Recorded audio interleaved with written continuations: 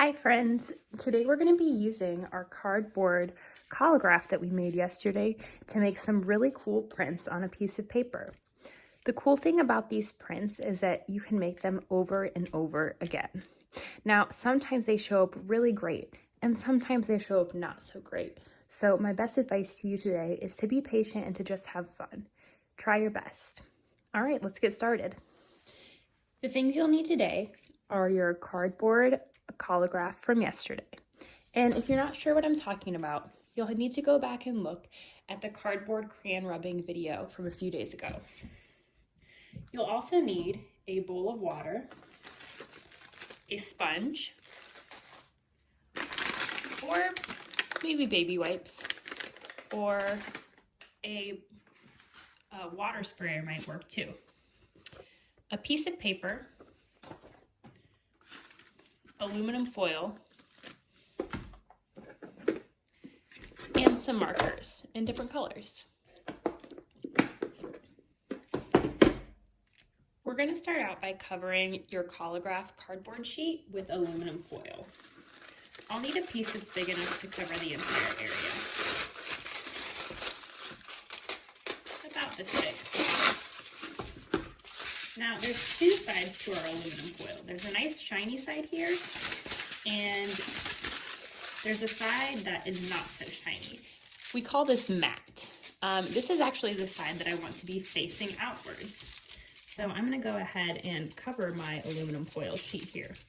I want to make sure that it's nice and snug around my collograph. So I'm actually going to turn it over and make sure that I smooth it nicely.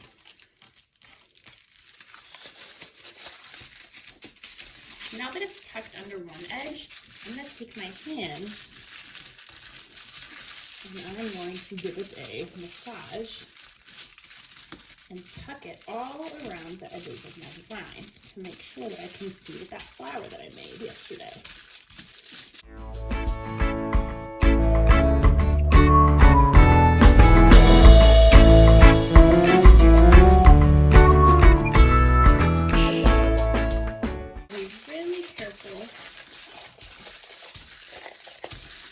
To tuck it nicely on the other side as well.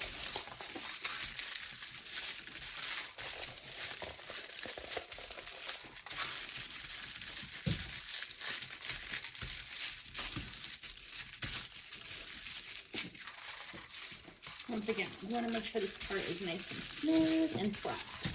Then, all right, I'm seeing the design pretty well. Now it's time to make sure that the top and bottom are folded as well. It might be easier to kind of turn this around and fold the edge this way and smooth your edge.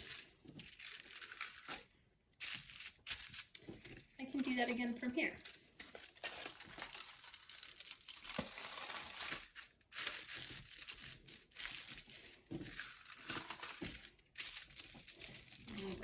I'm just going to go back in with my fingertips here and make sure that every little piece of my design is visible.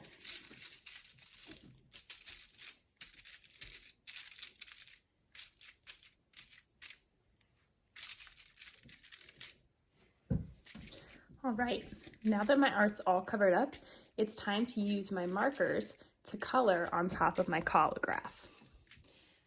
What's going to happen here is I'm going to use colors that look nice together.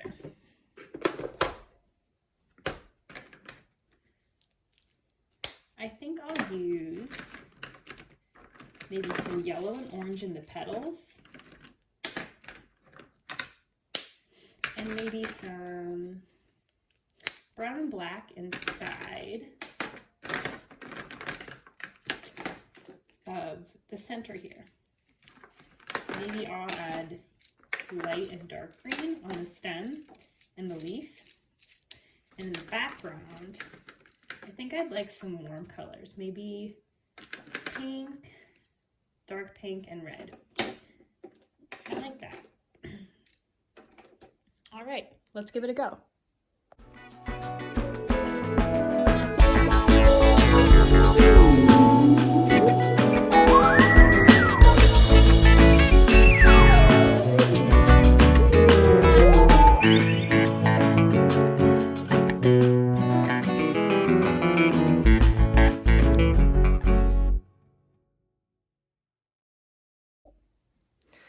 All right, so there you have it.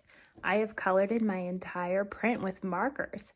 Now it's time to take that print and get it onto my white piece of paper. Now, when I print it, it's actually going to be on the opposite side. That means my stem, which is curved this way, is going to curve the other way. I'm going to use some water to transfer it onto my white paper here, but you could also use a baby wipe if you have that on hand. That might be a little bit easier for you. If you have an empty spray bottle, you might even use some water to spray. I think most people are probably going to have some sponges on hand at home though, so that's what I'm going to use today. So if you do have sponges, all you have to do is get a bowl of clean water and stick your sponge inside. You'll want to wring your sponge out until it's almost completely dry, until it's just damp. And you're going to want to get your paper wet by rubbing your sponge all the way across it. Now, you should be able to see that my paper's getting pretty shiny. And that should be giving you the idea that it's pretty wet. You don't want it to be so wet that it's going to tear through or give you some big issues with your art leaking through here. But you do want it to be wet enough that it's going to transfer that design through. I think that's going to be all right there. It might be a little bit wet, but we'll try it out. I do have a dry sponge here too, so maybe I'll kind of wick some of the water away that way. If it is too wet, you can always leave it to dry for just a moment. What I'm going to do is I'm actually going to flip the wet side of my paper over onto my collograph here.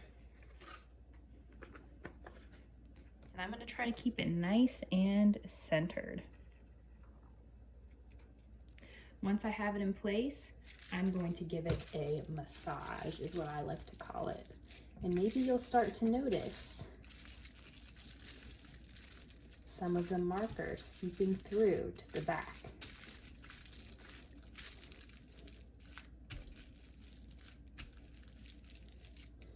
I can already start to see some of the design coming through.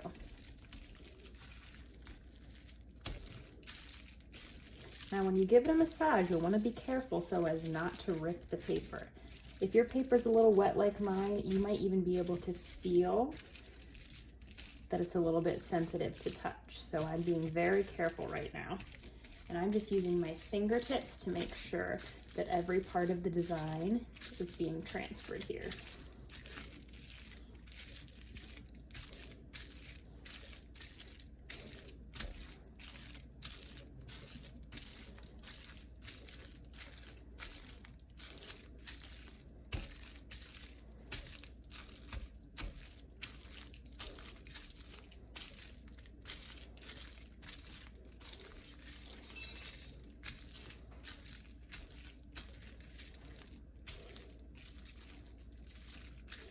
All right, I think it's time to reveal my design.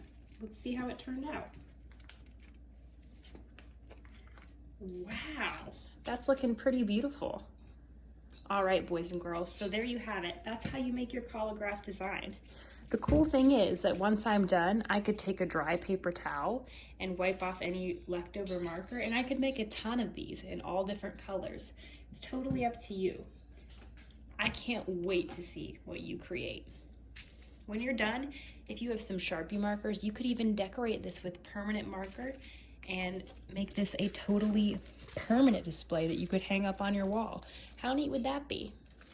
Let me know if you try it out. All right, boys and girls, have a great day and happy art making.